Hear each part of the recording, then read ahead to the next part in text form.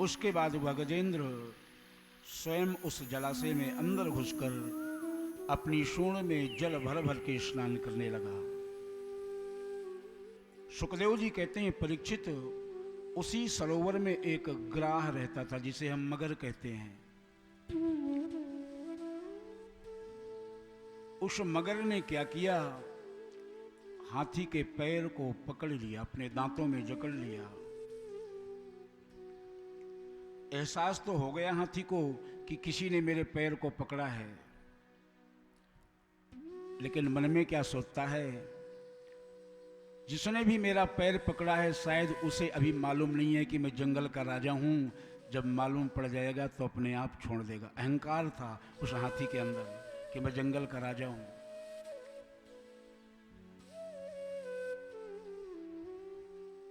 लेकिन थोड़ी देर बाद क्या हुआ, वह मगर उस हाथी के पैर को मजबूती से पकड़ के जल के नीचे खींचने लगा।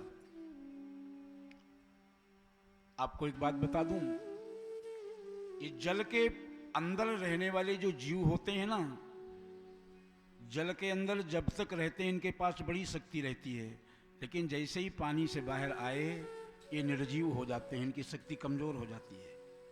चाहे मछली हो, चाहे मगर हो, कोई भी जल का जीव होता है। इतनी शक्ति थी उस मगर के पास कि इतने विशाल हाथी के पैर को पकड़कर नीचे खींचने लगा। लेकिन हाथी अब भी नहीं समझ रहा, अब भी अहंकार में डूबा हुआ। अरे कोई बात नहीं, कोई खेल खेल रहा होगा मेरे साथ, पानी के नीचे कोई पैर पकड़ के मेरा पैर इधर उधर हिला रहा है। हाथी मस्त है नहाने में, चिंता नहीं कर रहा। लेकिन कुछ देर बाद क्या हुआ कि पूरा शरीर डूब गया हाथी का, केवल सूंड बकाया रही, सारा पूरा पानी में डूब गया। अब तो उस हाथी को एहसास हुआ कि जरूर कुछ गड़बड़ हो रही है। अपने बेटों को बुलाया,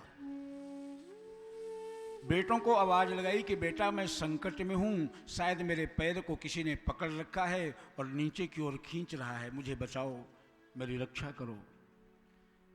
जितने पुत्र थे उस हाथी के सरोवर में कूद जाते हैं और अपनी सूंड से कोई पैर पकड़ता है, कोई सूंड पकड़ता है, उस गजेंद्र को निकालने का प्रयास करते हैं, लेकिन निकाल नहीं पाते।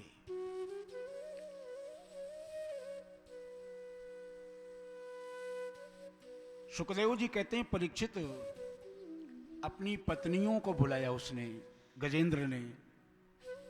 अरे तुमने तो मेरे साथ 7 जन्म निभाने का वादा किया था, मेरे साथ फेरे पड़े थे तुम्हारे, इस समय मैं संकट में हूं, तुम तो आके मुझे बचाओ। बेटे तो चले गए छोड़ के। पत्नियां आती हैं, निकालने का प्रयास करती हैं, कहती हैं स्वामी क्या करें, आप नहीं निकल रहे हो तो हम क्या करें। ग्लानि हुई उस हाथी को, बड़ी बहुत बड़ी ग्लानि हुई।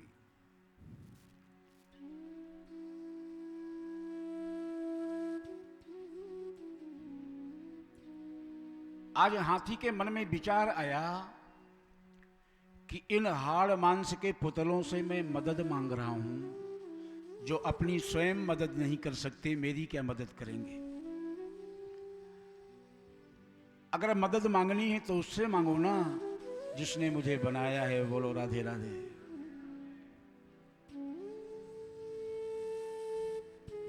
वही मेरी रक्षा कर सकता है। सज्जनों, आकाश मार्ग में ब्रह्मा जी बैठे हैं, भगवान शंकर बैठे हैं, भगवती दुर्गा बैठी हैं, हनुमंत लाल जी बैठे हैं, सभी देवता बैठे हैं, लेकिन सभी देवताओं को अहंकार है। किस चीज का? अपने नाम का, अपने रूप का, अपने लीला का, अपने धाम का, सबको अहंकार है। ब्रह्मा जी कहते हैं एक बार मेरा नाम ले लेता कि मुझे आके बचा लो ब्रह्मा, मैं तुरंत दौड़ के इसको पकड़ लेता, इसने मेरा नाम नहीं लिया, मैं क्यों जाऊं। भोले बाबा कहते हैं अरे डमरू वाला कह देता, मैं तुरंत भागा भागा जाता और इसको बचा लेता, इसने मेरा नाम नहीं लिया। सबको नाम का, और नाम से ही तो दुनिया चल रही है। बोलो राधे राधे। सबको नाम अच्छा लगता है। ये केवल देवताओं की बात नहीं है, सुर नर मुनि सब कोई चाहता है हमारा नाम हो। किसी ने मदद नहीं की, सब देख रहे हैं लेकिन गजेंद्र को बचाने कोई आगे नहीं आ रहा। सुखदेव स्वामी कहते हैं निराश, हताश, उदास हो गया गजेंद्र। उस सरोवर में जो कमल फूल लगे थे ना, अपनी सूंड से एक पुष्प को तोड़ा और सूंड अपनी ऊपर उठा दिया, आकाश की तरफ स्तुति करने लगा।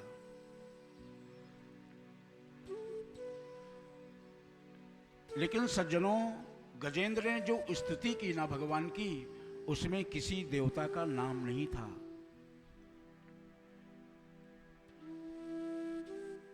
किसी भी देवता का नाम नहीं लिया।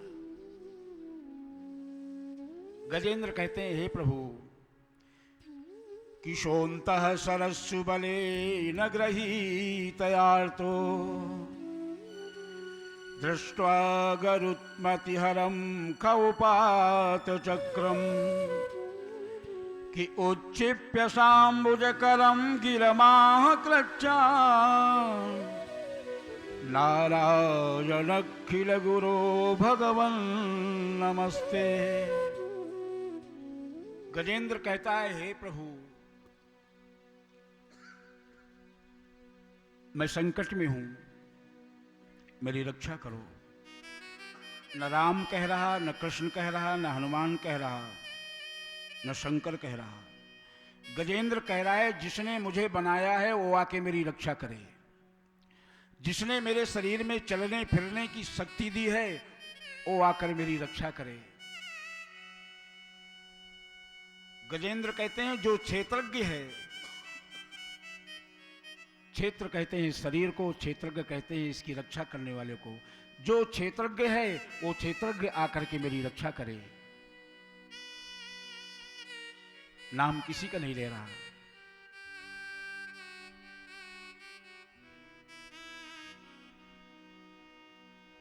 जिसने सूर्य को बनाया, चंद्रमा को बनाया, वो आकर मेरी रक्षा करे। जो सगुण होने पर भी निर्गुण कहलाता है और निर्गुण होते हुए भी सगुण है, वो आकर मेरी रक्षा करे। सूंड को आकाश की तरफ उठाकर वह कमल पुष्प जैसे ही वैकुंठ में बैठे नारायण ने देखा, भगवान नारायण से रहा नहीं गया, एक क्षण भी नहीं रहा गया। तुरंत गरुड़ को आदेश दिया। इधर गजेंद्र रो रहा है, स्तुति कर रहा है। क्या कह रहा है कि सब बल टूटे गोविंद प्यारे, कि जाऊं कहां तजी चरण तुम्हारे,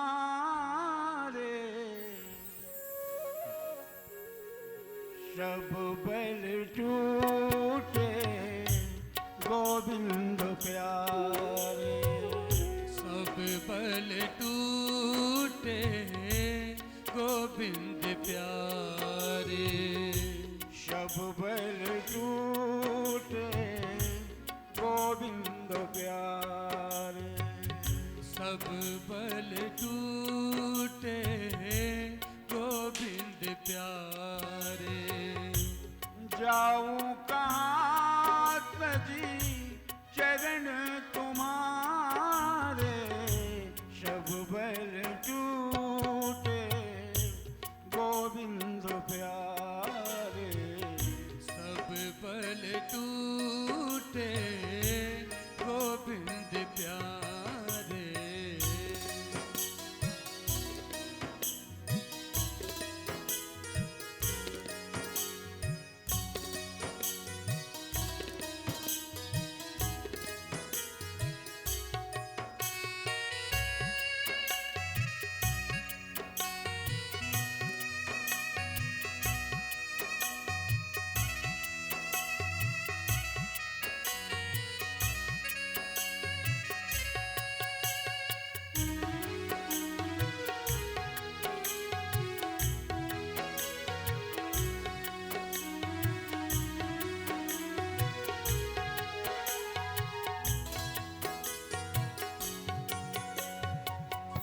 मैंने सुना है भगवन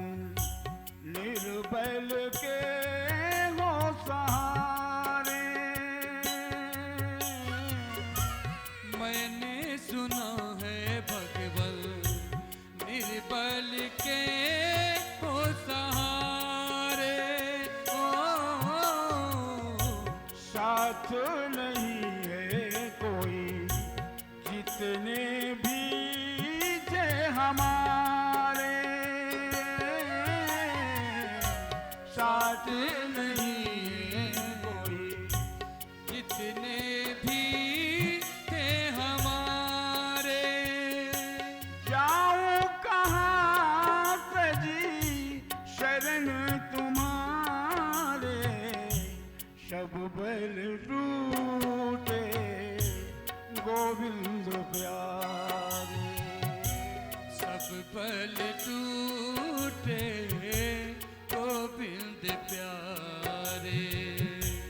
जाऊं कहाँ तजी शरण तुम्हारे, सब बल टूटे गोविंद प्यारे, सब बल टूटे गोविंद प्यारे।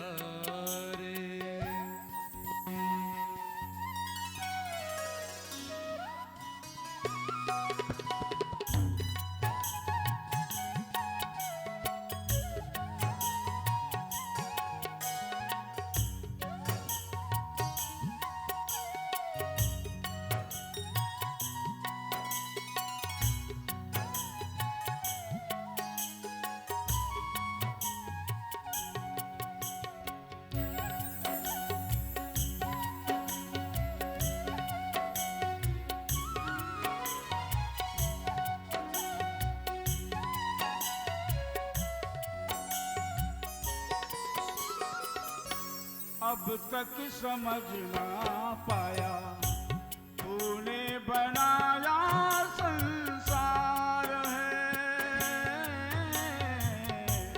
अब तक समझ ना पाया तूने बनाया संसार है।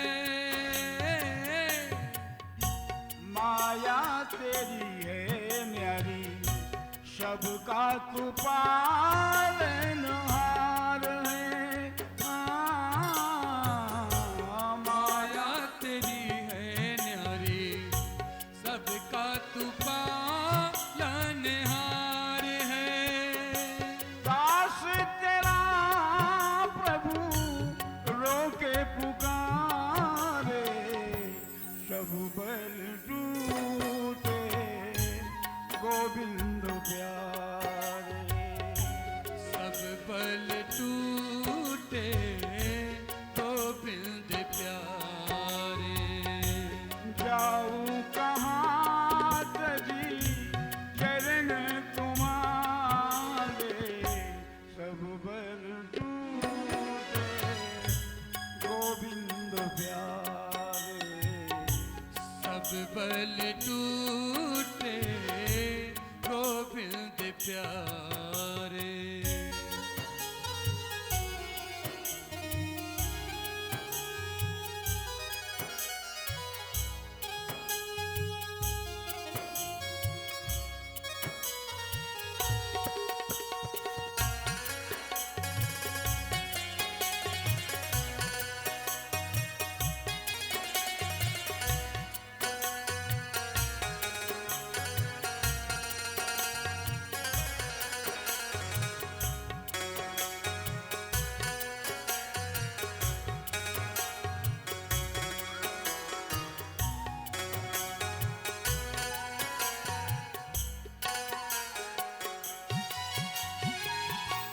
पार लगाओ प्रभु मैं तो फंसा हूँ मझधार में, पार लगा दो प्रभु मैं तो फंसा हूँ मझधार में। ओ रहना नहीं है मुझको इस स्वार्थ संसार में, रहना नहीं है मुझे इस स्वार्थ संसार में। निर्बल के राम हमारे सब बल टूटे, गोविंद प्यारे सब बल टूटे, गोविंद प्यारे। आ जाऊं कहाँ तजी शरण तुम्हारे, सब बल टूटे, गोविंद प्यारे सब बल टूटे, गोविंद प्यारे। जैसे ही उस हाथी ने अपनी सूंड में उस कमल पुष्प को लेकर और गोविंद ने देखा, गरुड़ पर बैठ गए भगवान तुरंत। इधर गरुड़ जी को भी अभिमान हो गया, अहंकार हो गया। गरुड़ जी को क्या अहंकार हुआ कि बगैर मेरे भगवान का काम चलता नहीं। बोलो राधे राधे। जहां भगवान को जाना होता है, चलो गरुड़, चलो गरुड़, यहां चलेंगे, चलो गरुड़। भगवान ने कहा गजेंद्र को बाद में मुक्त करेंगे। जो मेरा यह भक्त गरुड़ अहंकार रूपी बंधन में जकड़ा हुआ है, पहले इसे मुक्त कर दें और उसके बाद फिर गजेंद्र के पास जाएंगे। भगवान ने गरुड़ को कहा कि गरुड़, ये मेरी सबसे छोटी उंगली है ना, ये मैं तेरे पीठ में रखता हूं और तुम मेरे को लेकर उड़ चल। सबसे छोटी उंगली भगवान ने गरुड़ के पीठ में रख दी और बोले चलो उड़ो, उड़ाओ। गरुड़ ने कहा प्रभु मजाक कर रहे हो, उंगली को उड़ाऊं? भगवान ने कहा आज तू मेरी उंगली को उड़ा के दिखा दे। बोलो राधे राधे। इसी को उड़ा दे।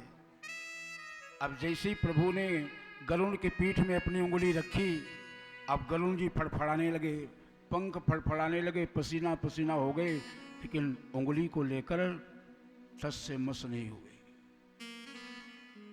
क्या हुआ? बोले भगवान ये तो कमाल हो रहा है। बोले कमाल नहीं हो रहा है, तेरी बुद्धि खराब है। तेरे मन में ये अहंकार भरा हुआ था कि मैं ही तुमको लेकर उड़ता हूं, यही सोच रहे थे ना। ऐसा नहीं है गरुड़, तेरे अंदर इतनी शक्ति कहां से आएगी? मैं ही अपने पैरों में तुझे बांध कर और उड़ाता हूं, तब तू उड़ता है। बोलो राधे राधे। गरुड़ जी का सारा अहंकार नष्ट हो गया। भगवान नारायण उस सरोवर के पास पहुंचते हैं जहां पर ग्राह ने गजेंद्र का पैर पकड़ रखा था। जाकर के प्रभु ने तुरंत अपने सुदर्शन चक्र को आदेश दिया। प्रभु का सुदर्शन चक्र जाता है और जो मगर था उसकी गर्दन को काट देता है। हाथी का पैर सुरक्षित बाहर निकल आता है, मुक्त कर दिया। लेकिन महाराजा परीक्षित ने सुखदेव जी से प्रश्न कर दिया। प्रश्न क्या किया कि प्रभु गज को उबारा कि ग्राह को उबारा है? भगवान तो गजेंद्र को मुक्त करने गए थे और उस मगर को पहले मुक्ति मिल गई। बोलो राधे राधे। मुक्त करने गए थे हाथी को और मुक्ति मिल गई उस मगर को पहले। ऐसे क्यों? पहली बात तो ये बता दूं कि भगवान के हाथों मरना भी मुक्ति मिलती है और भगवान का आशीर्वाद, भगवान का आशीष प्राप्त होने पर भी भगवान बचाते हैं, तब भी मुक्ति निश्चित है। सुखदेव जी कहते हैं राजन परीक्षित, जो तुमने बात पूछी उसका एकमात्र कारण यही है कि भगवान ने सोचा कि ये हाथी मेरा भक्त है और मेरे भक्त के पैर को जो पकड़ता है पहले मैं उसे मुक्त करता हूं। बोलो राधे राधे। ये हाथी मेरा भक्त था और इस गजेंद्र को ग्राह ने पकड़ रखा था, इसलिए मैंने पहले ग्राह को मुक्ति दी।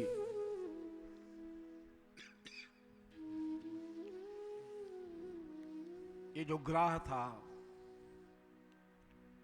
ये पूर्व जन्म में एक हुहू नाम का गंधर्व था। एक बार एक सरोवर में स्नान कर रहा था।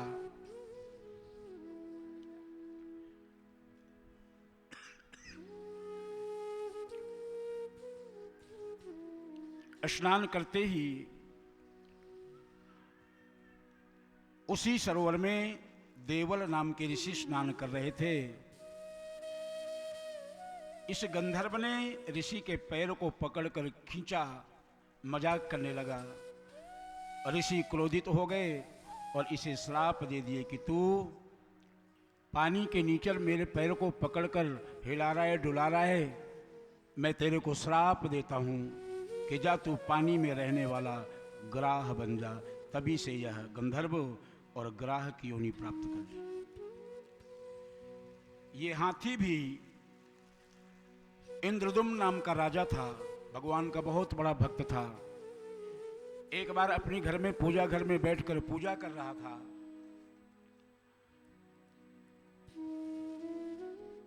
उसी समय नारद जी महाराज सामने से निकल रहे थे।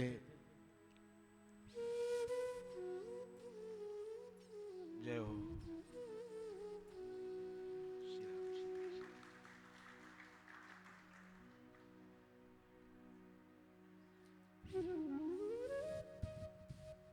ये हाथी पूजा घर में बैठकर, इंद्रदुम्न का राजा था उस समय, पूजा कर रहा था।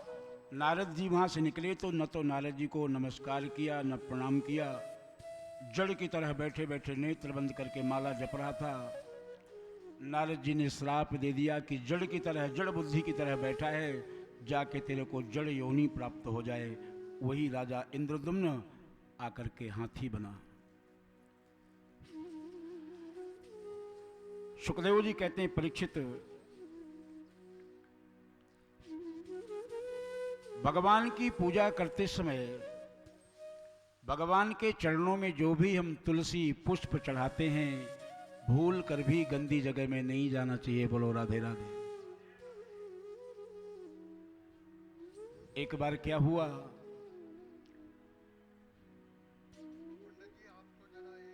श्री राधे,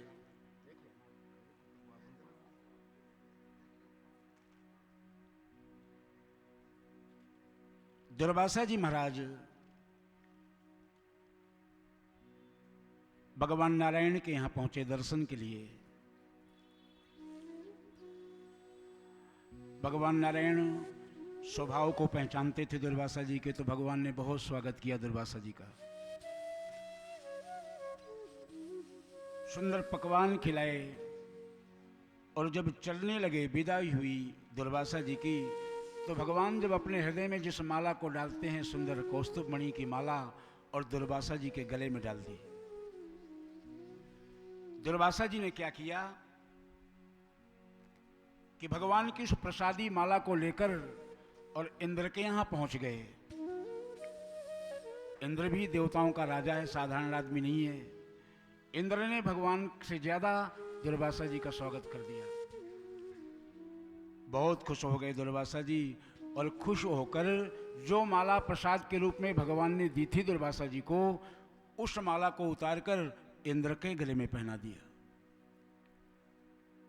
इंद्र ने क्या किया, इंद्र जब कहीं बाहर जाते थे तो ऐरावत हाथी में बैठ के जाते थे, अपने गले की माला उतारकर और उन्होंने अपने हाथी के गले में डाल दी। हाथी ने क्या किया, हाथी के स्वभाव को जानते हो, जड़ बुद्धि होता है। हाथी ने सूंड से उस माला को तोड़ी और पैरों के नीचे कुचल दिया। श्राप लग गया किसको, इंद्र को। तुम श्री विहीन हो जाओगे, लक्ष्मी तुम्हारे पास नहीं रहेगी। इंद्र घबरा गए।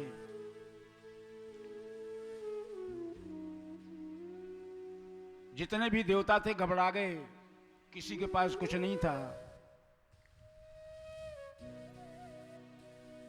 घबरा करके भगवान नारायण के पास जाते हैं।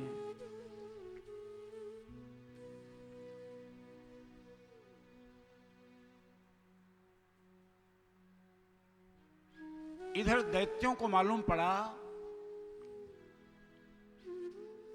कि इंद्र जो है श्राप के कारण लक्ष्मी विहीन हो गया है, कमजोर हो गया है। इस समय मौका है, चलो चढ़ाई कर देते हैं देवताओं के ऊपर। तो देवताओं के राजा इंद्र और दैत्यों के राजा बलि जी महाराज, शुक्राचार्य जिनके गुरु हैं, राजा बलि ने अपने गुरु शुक्राचार्य जी से आदेश लेकर देवताओं पर चढ़ाई कर दी, सब कुछ लूट लिया देवताओं का, स्वयं राजा बन के बैठ गए। भागे भागे घूम रहे बेचारे देवता, कहां जाएं?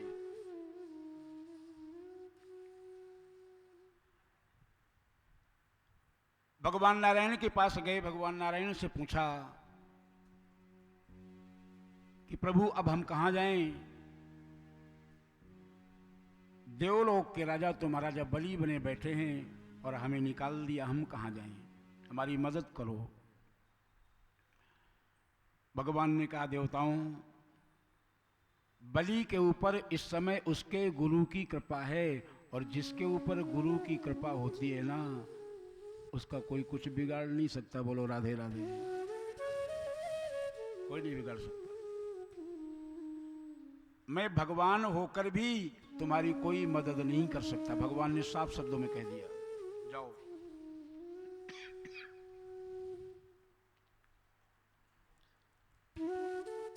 अब तो देवता घबराए। देवताओं की जो मां है, बेटे के ऊपर जब कष्ट आता है तो मां ज्यादा दुखी होती है। देवताओं की मां है अदिति। अदिति जी दुखी हुई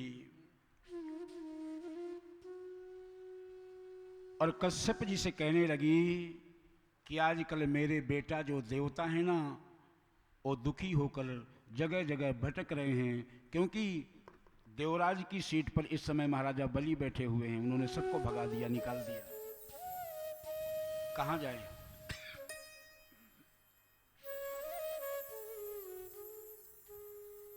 कश्यप जी ने कहा, देवी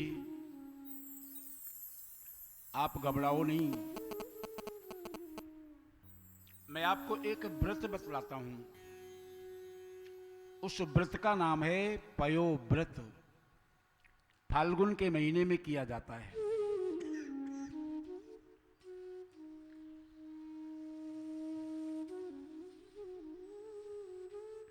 अगर उस व्रत को करोगी तो भगवान तुम्हारे यहां पुत्र बन के आएंगे।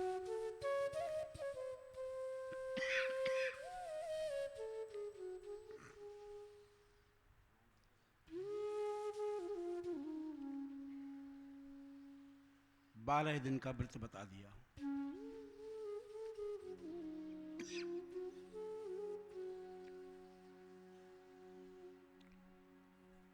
मंत्र बता दिया कि इस व्रत की विधि क्या है, कैसे करना है।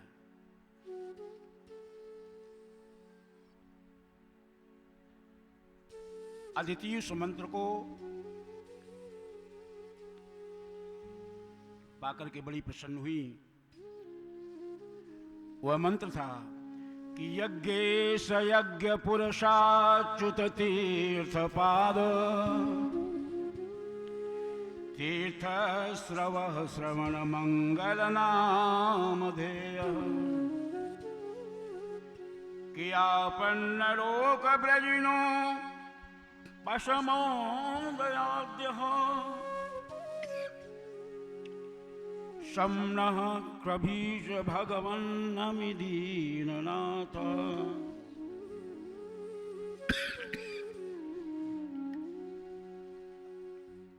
हे प्रभु,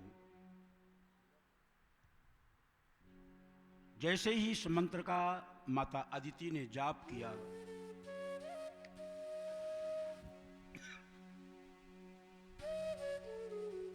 सुखदेव जी कहते हैं, परीक्षित, भादों का महीना आया।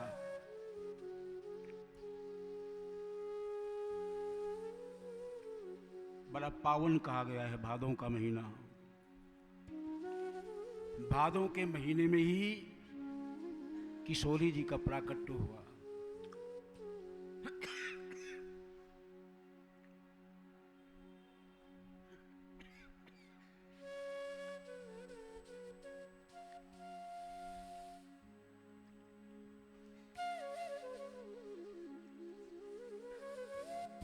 आज माता अदिति बड़ी प्रसन्न है।